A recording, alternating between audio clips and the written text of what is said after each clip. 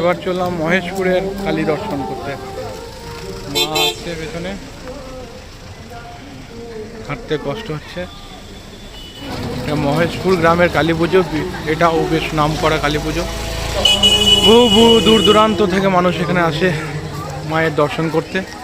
বিশাল বিশাল মন্দির, আর এখানে একটা স্টেজ করা আছে প্রোগ্রামের। মনে হয় প্রোগ্রাম হয়ে গেছে কালকে বা হবে পরের দিন থেকে। বীরভূমের লাভপুর অঞ্চলের মহেশপুর গ্রামের পুজো। আপনারা ফুল্লরাতলার নাম শুনেছেন, সেটি একটি সতীপীঠ। কালী পুজোর সময় এলে সেখান থেকেই কিছুটা দূরত্বেই এই মহেশপুর কালী। এক মন্দির, মায়ের দর্শন করি এবারে। বিরাট কালী বন্ধুরা, কালীটা একবার দেখুন, মাথায় বিরাট বিরাট। এই দেখুন, এবার দেখাচ্ছি এই মায়ের পা, এখানে সবাই আছে। এই যে মায়ের মুখ, বিরাট কালী, বিরাট মন্দির। মন্দিরের চূড়া বহু দূর। মায়ের মুখটা খালি জুম করে দেখাবো তোমাদেরকে। জয় মা। দারুণ দারুণ দারুণ।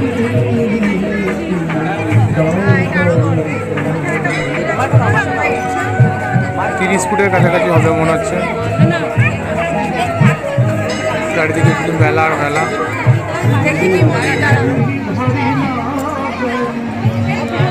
ছুটকি উঠে পড়েছে ওপরে।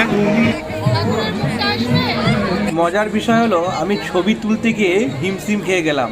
এত বড় ঠাকুর ওদের সঙ্গে একই ফ্রেমে আনা বেশ বাগে পড়তেই হলো। তাই পৌঁছে গেলাম একদম ঠাকুরের চরণের কাছে। সেখানে গিয়ে একদম ঘাড় উঁচু করে মাকে দেখতে হলো। জয় মা। সত্যি বিশাল এক মায়ের প্রতিমা। শুনলাম 33 ফুট কালী, প্রায় 33 থেকে 34 ফুট কালী। আর সেই পুজোকে নিয়ে গোটা গ্রামে এক আনন্দের উৎসবের মহল। কর্মসূত্রে যে যেখানেই থাকুক না কেন, এই পুজোর কটা দিন এই গ্রামে আসবেই। আর ঠাকুরও থাকে বেশ কয়েকটা দিন। প্রায় ভাইফোঁটার পরেই বেশ ঢাকঢোল বাজিয়ে মায়ের নিরঞ্জন করা হয়। ছুটকি বরকি তো সেখান থেকে সরে আসতেই চাইছিল না। দেখুন কেমন করে ঠাকুরের পায়ের তলায় গিয়ে তাকিয়ে তাকিয়ে মায়ের রূপকে দর্শন করছিল। সর্বশেষে আমরা ঘুরে নিলাম পাশেরই একটি গোপাল মন্দিরে। সেখানে ছিল রাধাকৃষ্ণের মূর্তি সহ শ্রী চৈতন্যদেবেরও মূর্তি। বেশ ভালোভাবেই ঘুরে নিলাম এই মেলাটিকেও। এবার তাহলে বাড়ি যাওয়ার পালা।